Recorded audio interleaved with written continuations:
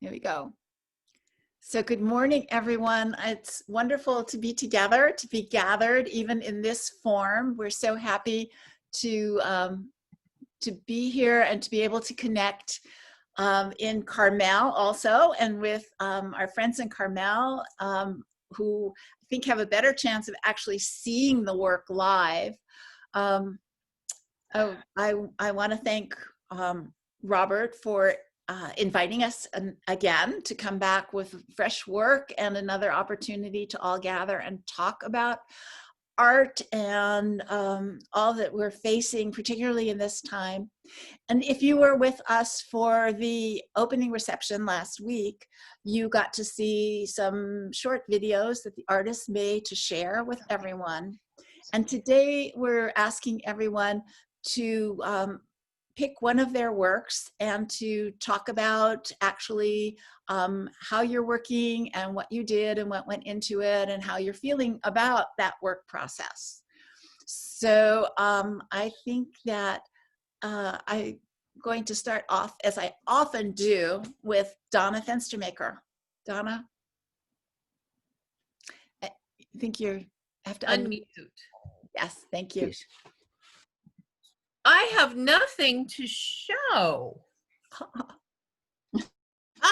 Well, is there someone who's got something in hand? Yes, I do. Oh, great. Fantastic. Nancy.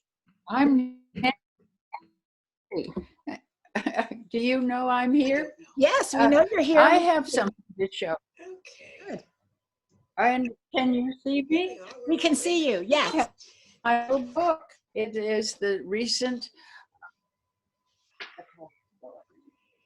it's my little catalog from the exhibition, and I am happy to say that it was a success. It was a success because we sold 2 artworks. That means you can break even and pay your shipping. And That's Jody right. the mountains of Umbria, and I have never been there, but it is an important art festival for the Italian.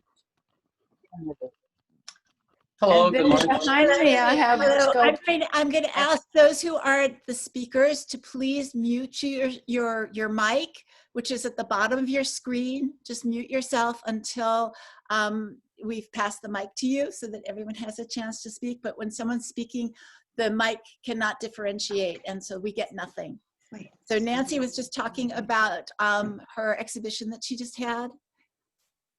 Donna, have you gone for some of your work to bring to us? Yes, okay. Donna.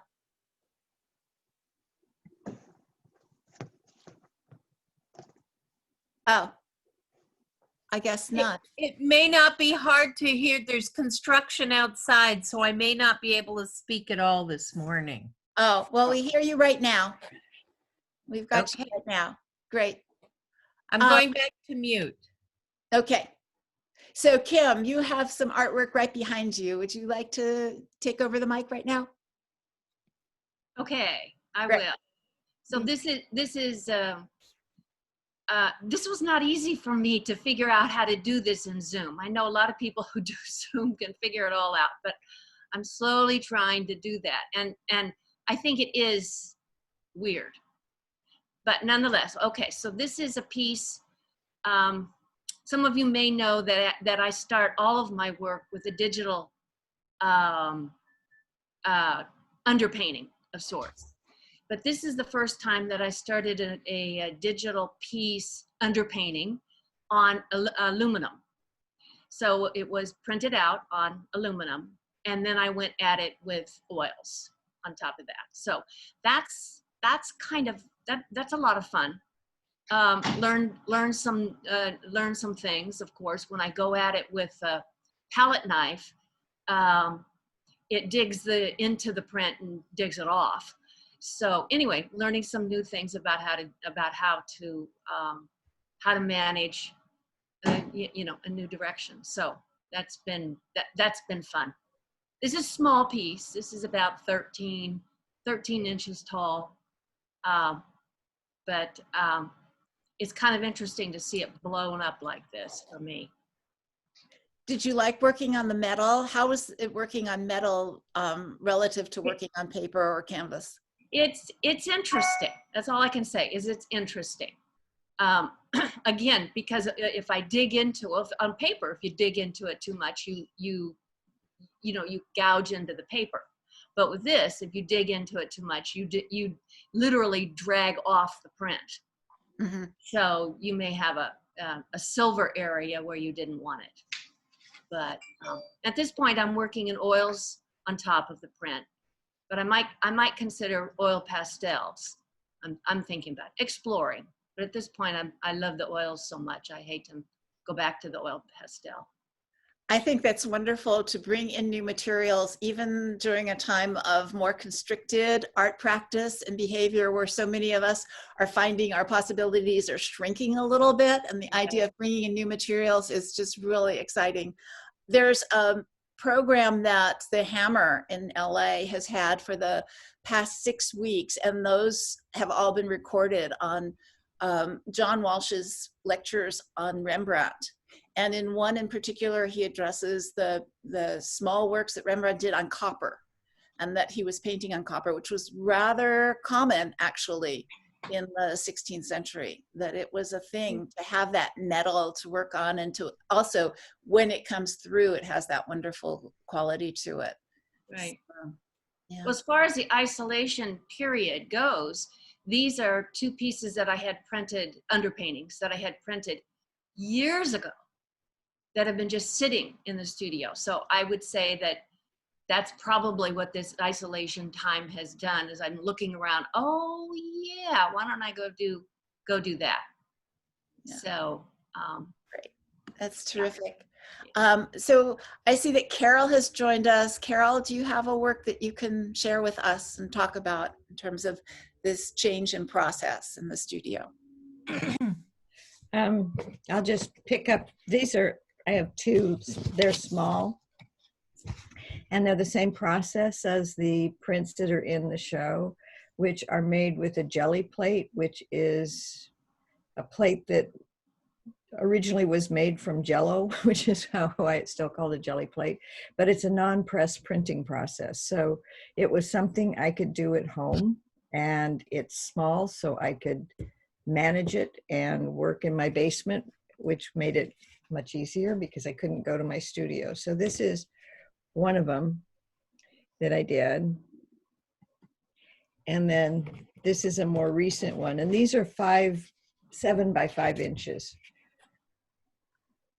those are beautiful. And then the ones in the show are, I decided to try larger scale. So I went up to the 14 by 11 plate. So the ones in the show are with that. And that's a little trickier because you have to have it, the jelly plate has to be backed on a plexi, because if it isn't, it's like Jello, it does all of that.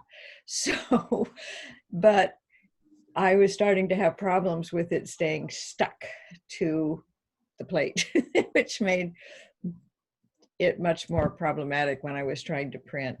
But I really love the process, and it was really nice to have. It was I had taken a workshop just before all this happened, and because I'd been curious, and I thought, well, okay, let me try this, because I can't do the things I normally would do.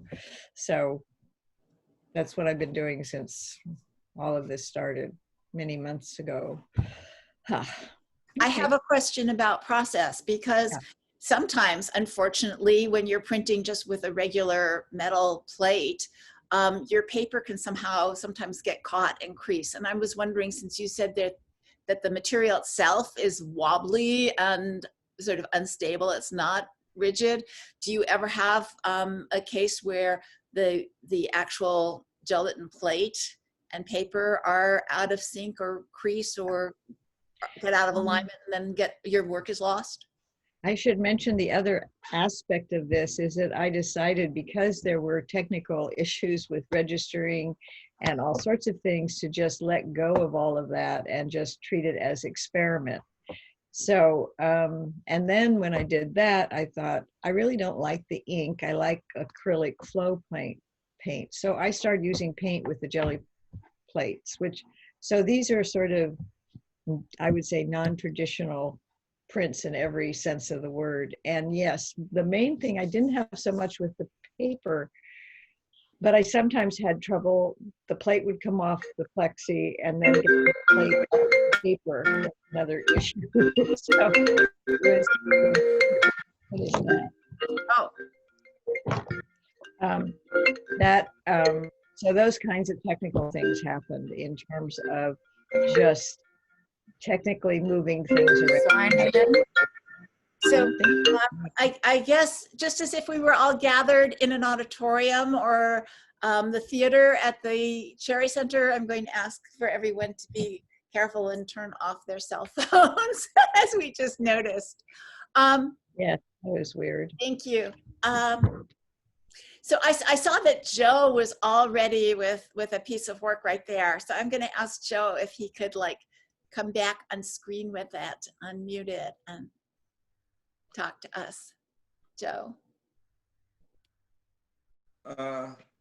Yeah, I've been doing these. This is a small one. I call them wood panel paintings, but in a way,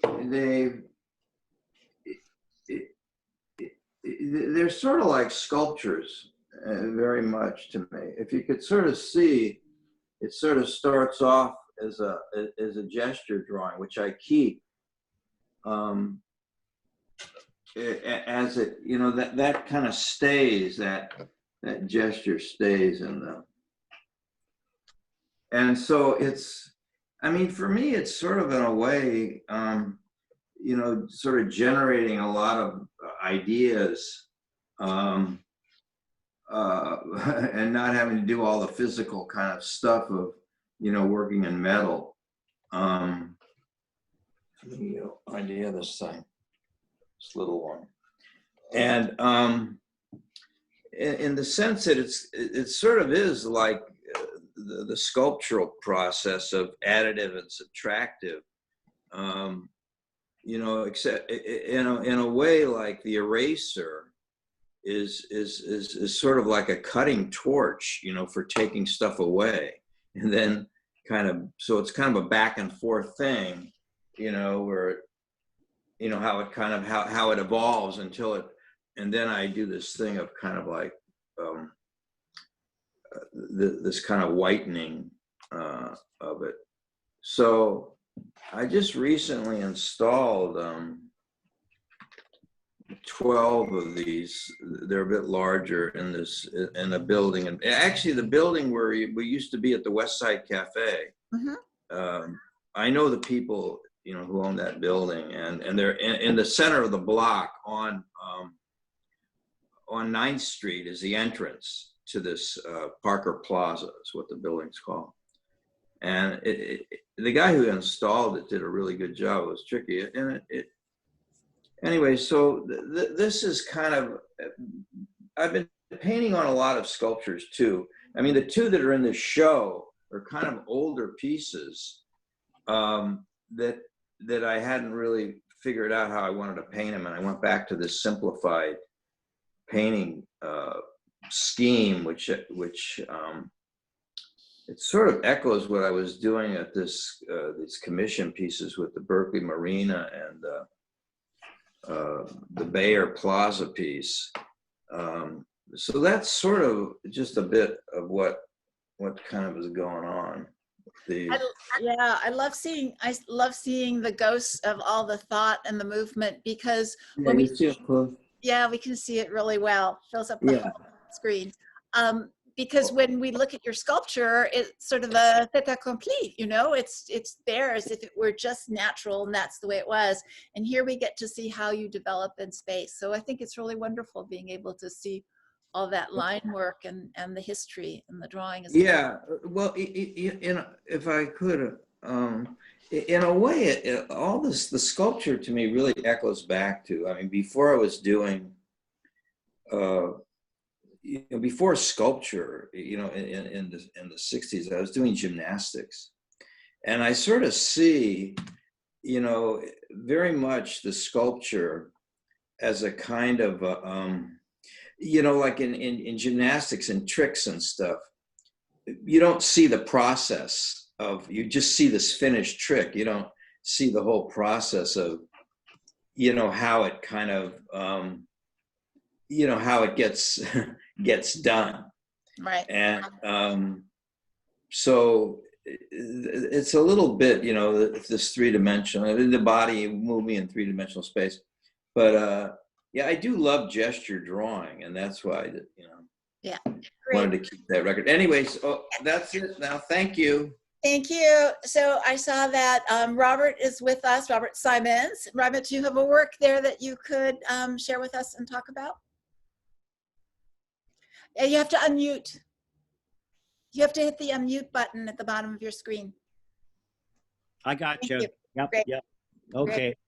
Well, one of my goals this past summer, was to make my very first real abstract painting with no narrative content of any kind. So all my work has always had some kind of animal in it or some kind of narrative content.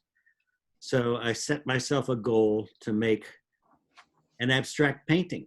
And this painting behind me is the result of that. Can you see it? Yes. Beautiful. I have this love affair with gouache right now. I'm just totally enamored with it. And when you use it on black Arches cover paper, it is just, you practically can't do anything wrong. It just looks fantastic. So this was my attempt to make my first abstract painting, but I failed because I put in this little girl from Dick Chirico's Mystery and Melancholy of the Street painting, and I just had to put something else in it. So I put the little girl in it, and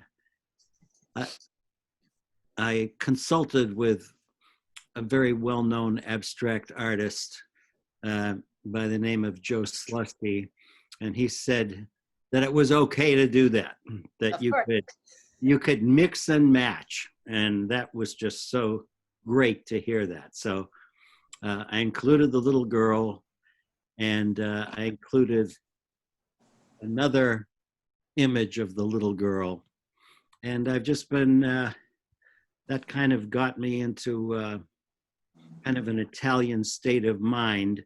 So the painting after that one is this one, which also has the little girl in it, and other various objects that may not normally go together, but The Italian flag. Yes, yes. So those are a couple of things that I've been working on, and it's kind of fun to show them to you because this is how I'm doing my teaching right now. I'm taking my computer in my studio and on the wall here, and you know, that's kind of the parallel track of my life, but it's actually worked.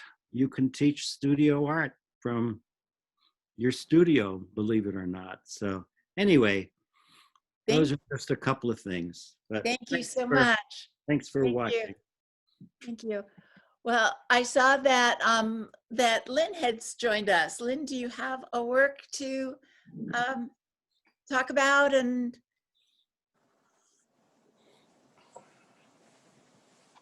you're muted, so you need to unmute at the bottom of your screen. Thank you. Oh, okay. I think she's passing. So Phil just joined us. Do you want to unmute and show us one of your works that you've got right there, Phil, and talk a little bit about? I don't have anything in front of me right now, so Okay. no. Okay. Do you want to talk about your work while you're in sheltering in place? As I said last week, I've been going through old work. I do everything on the computer anyway, so I'm just going through old work and finding new things that I can work and rework. Yeah. Well, I will actually join in here at this point, and I will say that for me, sorry, one of the things that I really miss about life as I had known it for so many years was the interaction with the world and with people and with chance, and the idea that I could bring all kinds of things that were affecting me back into the studio, into my work. Then one day during this period of the pandemic and lockdown, I received an envelope in the mail. It came with a very short note that said, I am doing a project. I am writing to artists, and I am asking for autographs. Enclosed in the envelope was a little card. It was, the whole packet came from a young artist in England, in Surrey.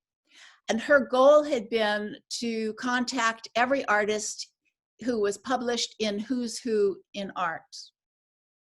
And I thought, well, by the time you get to WU, you've already been working on this a long time. And she in fact wrote that she'd started this long ago and she was sorry during the pandemic, but you know, it was a project and she was nearly done. And of course I sent her a small little drawing painting on the card. And then I received from her this envelope, and it has a customs declaration on it.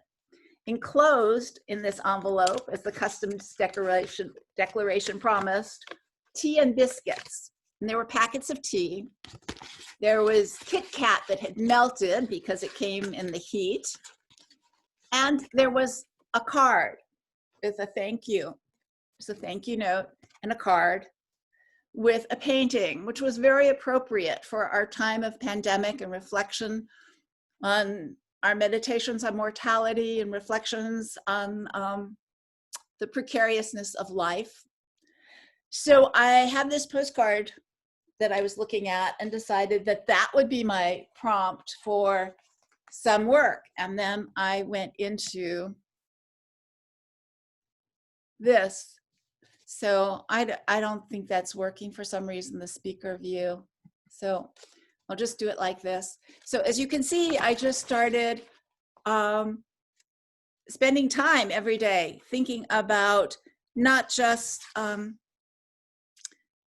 life and death and all that we were going through, but as I was working on this, I was also thinking about a young person in a small town halfway across the world whose life was also really altered and changed and was connecting and reaching out to people all over. And for someone who's really young to be reflecting on these issues of life and death is quite astonishing. And so this is what I was working on. And they got grayer and grayer and grayer. But that was something that I could have very close at hand and still feel connected to the outside world. So I was wondering who would like to, like by a raise of hand, maybe talk. There we go, Lauren, great. Lauren, let's see if we can get the speaker view to work again. I just keep getting Phil, I don't know why. So I can't get. Pin your video, pin your video. Who speaks? I don't know what. I don't know. Am I Go on? ahead. Everybody Yes, can, you're on no, now. all who are watching can pin the viewer. Yeah. So you don't Oh. need to do it. You just need to do what you're going to do. But like I Okay, just great. pinned you, so you're full screened. Fantastic. Oh, I see. Okay, Full okay. screen. Oh, I saw. So it You doesn't want to matter. be Yes. full No, it Fantastic. doesn't matter. 'cause You're it's- in living color full screen. I'm going We to mute. want to have you nice things, the artwork. Well, I sort of fascinated by processes, as I guess most of us are, or maybe all of us are. And some years ago now, I'd been thinking for over 2 years, 2 or 3 years, about making a self-portrait of myself from my 8th grade class picture. And I did 12 of them, all in with different genetic makeups. And I'm not going to show. I'm just going to show the first one. But so here it is. Can you see that sort of? Yes. So that's me in the 8th grade. And as I finished, they were all colored pencils, and I kept doing them. And each time I did it, I happened on the day that the class picture was taken to be wearing a plaid shirt. So I did different colors of plaid. I used the exact same pattern, but different colors of plaid in the shirt. So once that was all done, I said, well, now what am I going to do? And then I got really interested in plaid.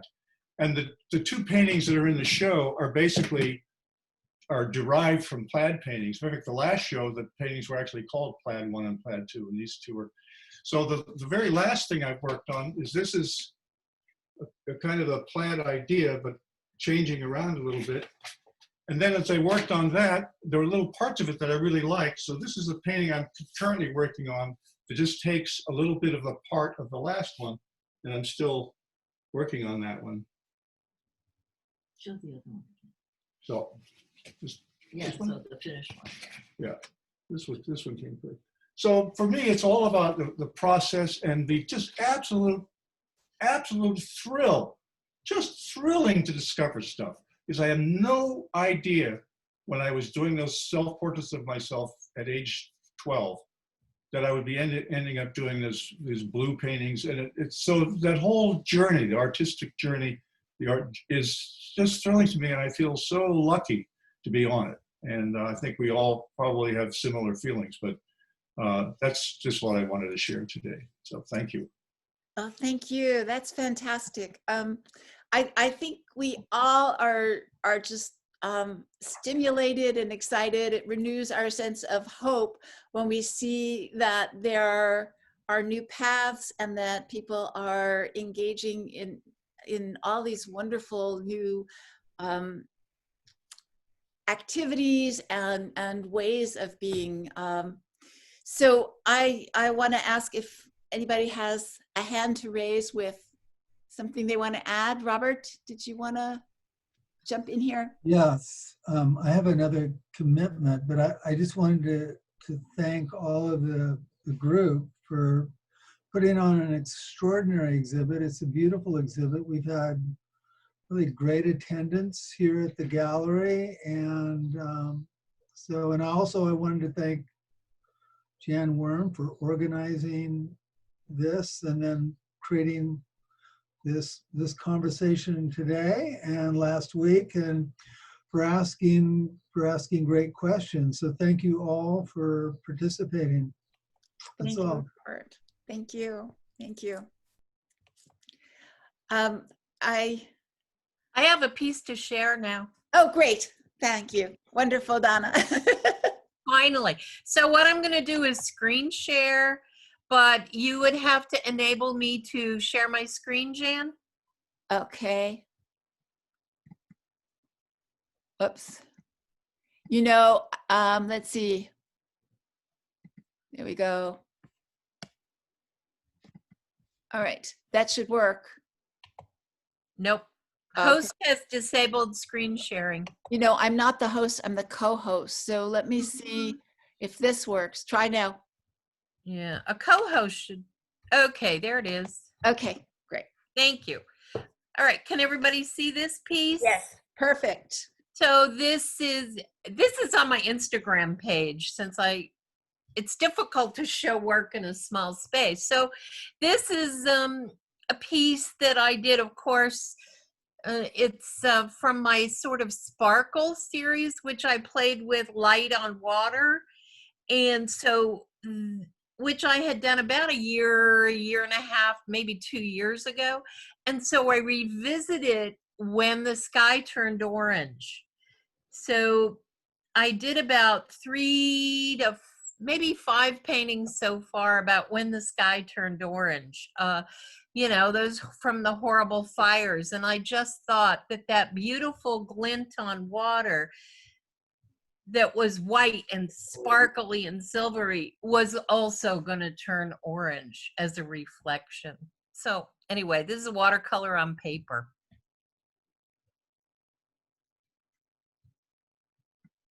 No questions?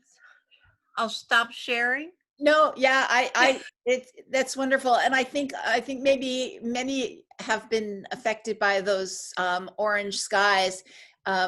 In the work I just showed you with those self-portraits and the skull, there's actually a window behind me, and that's what the orange is the orange sky. It was an experience that I think most of us have not had in our lifetimes, and most of us have had a ripe number of years already. And yes, it was quite Phenomenal. disconcerting. Yes, it was really disorienting and disconcerting and very, very, very strange and difficult. So There was that one moment or one morning when we got up and it looked like we were on Mars. yes, yes, I believe that was Donna's stimulus for that work. Yeah. Mm-hmm. So I'm hoping somebody else will raise a hand now and talk a little bit about their work during this period, how things have been affected, thoughts you've been having.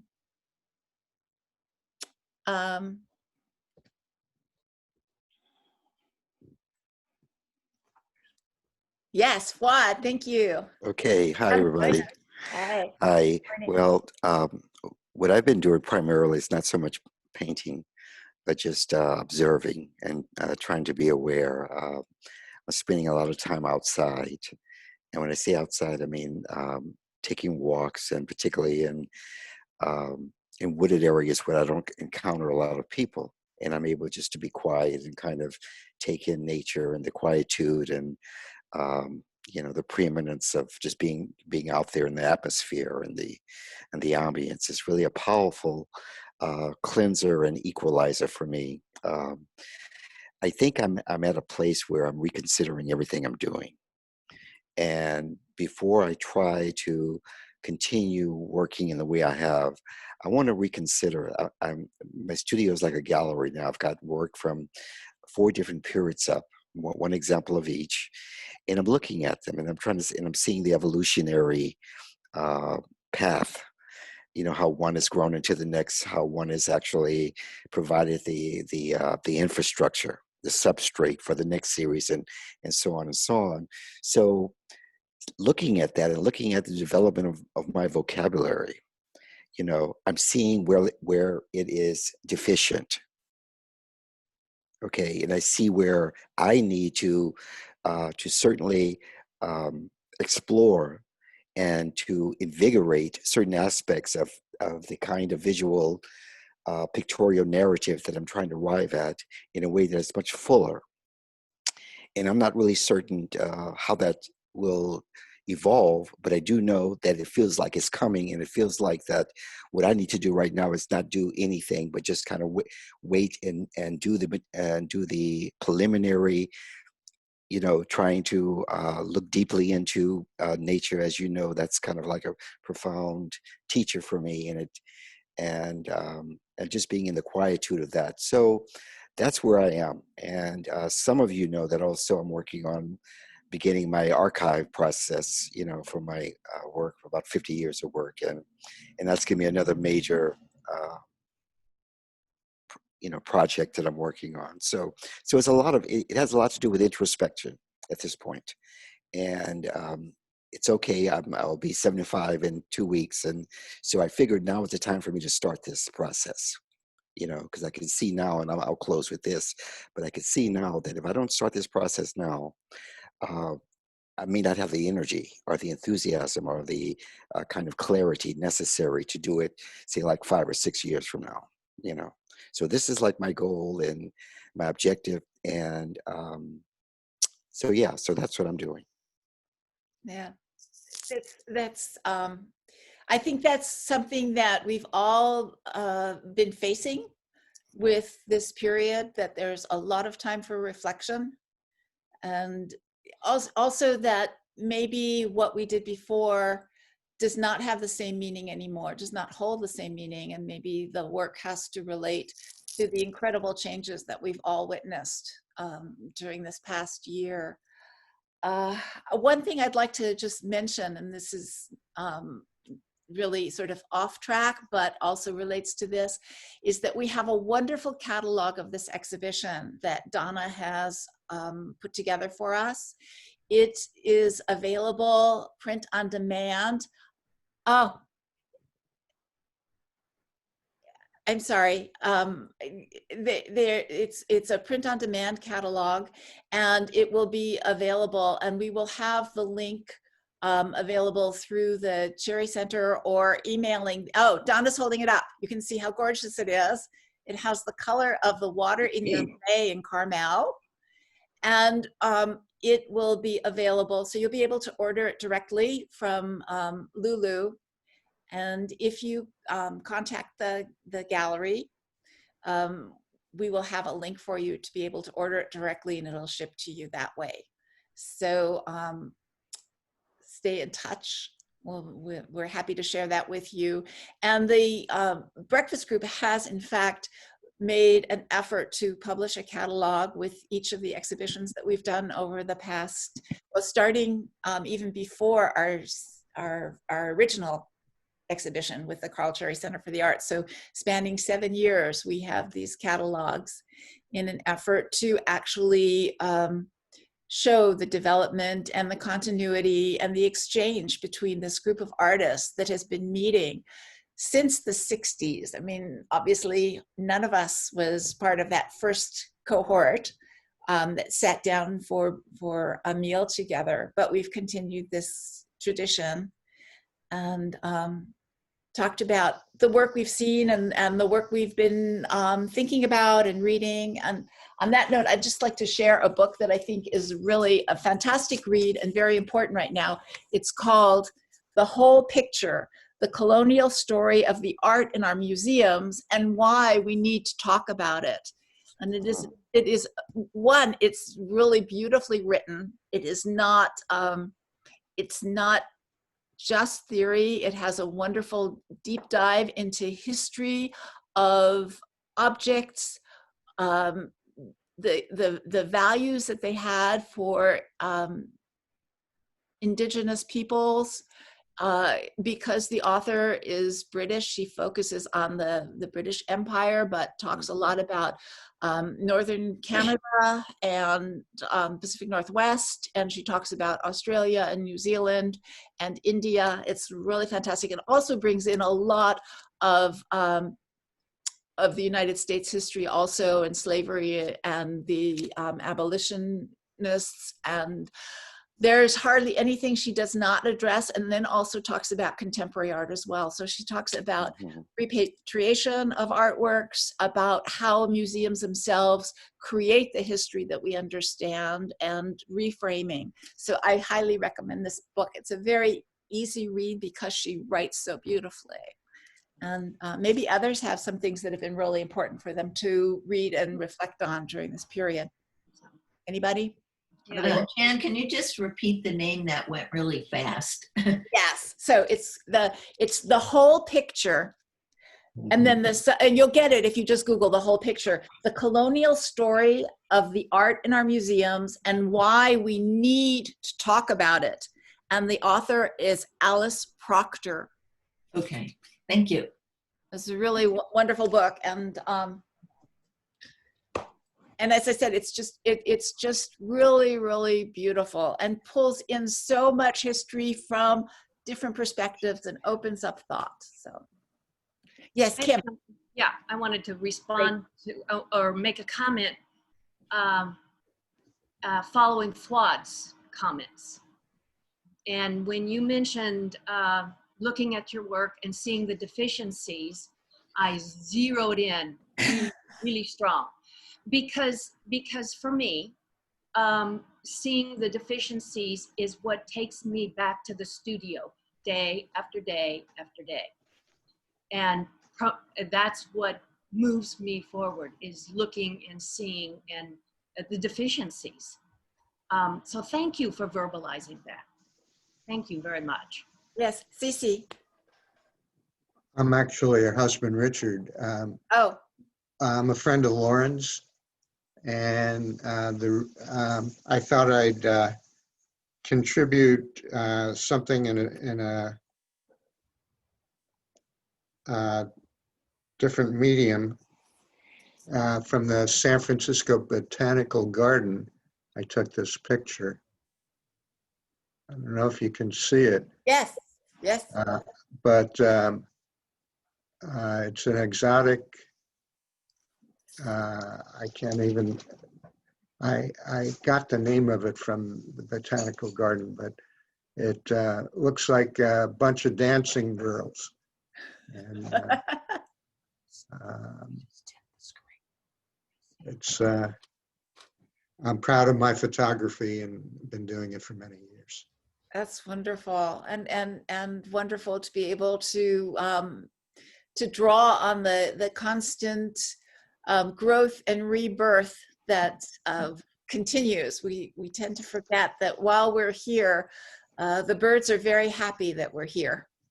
They're very happy that we're staying home and we're not flying around in so many airplanes all the time.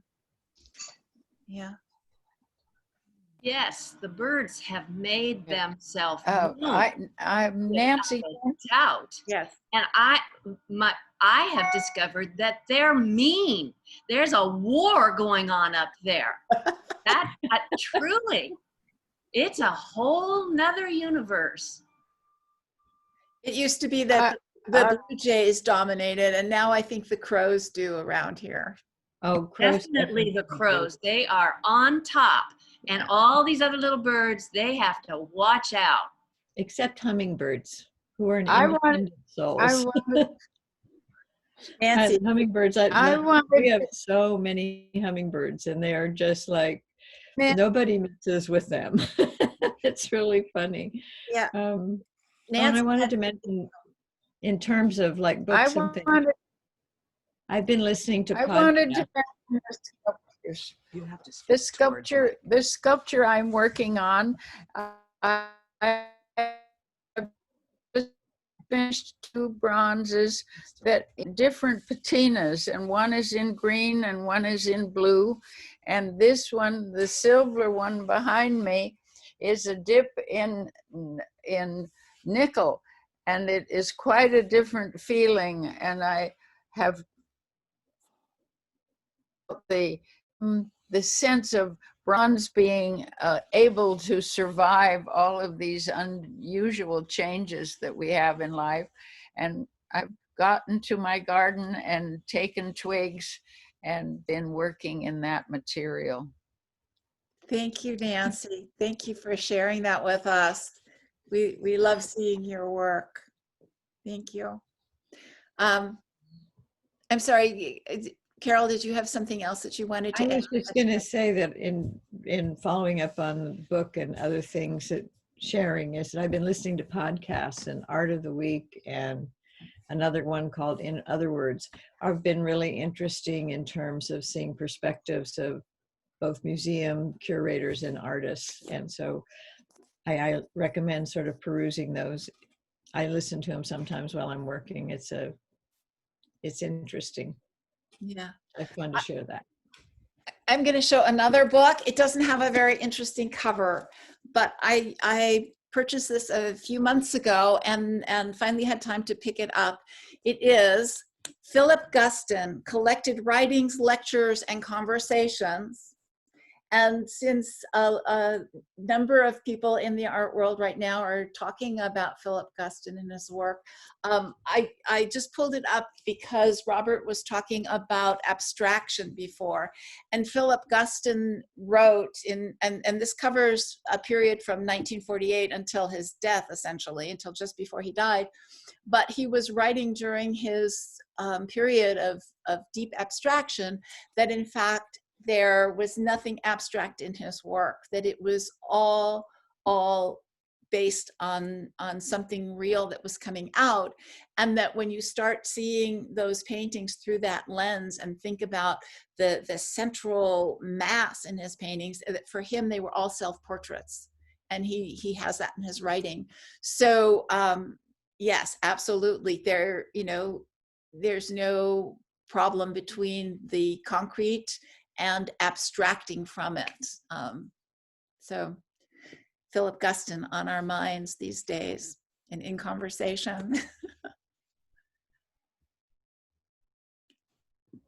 Has anyone actually gone out to see art? Oh, did anyone read the New Yorker article by Peter Gedgel about and there were some letters in the New Yorker, this current issue, responding to his article where he kind of, it's a very confusing article where he kind of agrees that it should be not shown because it's too close to, we don't really want to show that we're all white nationalists or something. And I was I'd just be curious if anyone has read that or what you think about it, because I've been talking with a friend of mine here in Napa about what the hell is going on. Does anybody have any ideas or suggestions? I know a number of us have read that article, that piece by Sheldal, where he does not come down one way or the other. He just is presenting things, and there are a lot of things that have been written and talked about. And you might be interested in Helen Molesworth has a program that she's putting on that has a number of different curators talking about the whole history and the development and all the commentary, and the issues of censorship are coming up. Yeah, the Tate dismissed their curator for coming out against this decision. So there's been a lot. All you have to do really is Google Philip Guston exhibition, and you will just have reading and a lot to think about. Yeah. Thank you. Yeah. No, in one of the podcasts, there is a discussion between a curator, writers about the event and the issues around it. And it's really an interesting discussion about the whys and wherefores, and the fact that they come down sort of on the side of it not being a good decision for various reasons. But it's an interesting discussion and worth thinking about. I just wanted to add that one in. Yeah.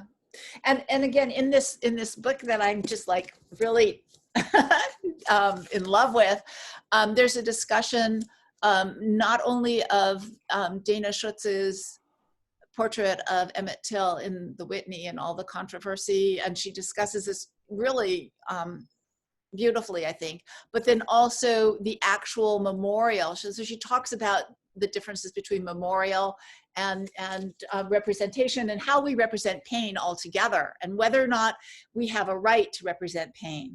And then she talks about the actual memorial that's within the Smithsonian, within the Museum of African American Art, and it's really interesting. So these are issues that we've actually been talking about in the museum world for a decade, longer even, and there are so many important voices that should be heard right now. Yes, Kim. Kim, I think you're still muted. Kim. Kim, yes, but you're muted. Oh, you can't unmute? Got it. Oh. No, you're muted again.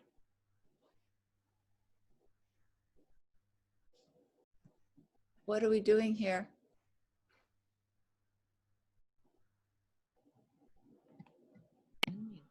Okay, now can you hear me? Yes. Darn. Okay. Sorry. So I know some of you have probably had some similar experiences, but 40 years ago, I had a group of, I was doing these sort of cartoony-like pictures. Many of them were women, and many of them were cartoony women. Many of them were women who didn't have arms. And I made some pretty big, bold colored, kind of ugly colored actually, pieces. And I was looking for a place to have them installed. I wanted to show them, and there were various psychological institutions that were interested in seeing my work and having the work up. And I did have, then I put up about 6 or 7 of these great big huge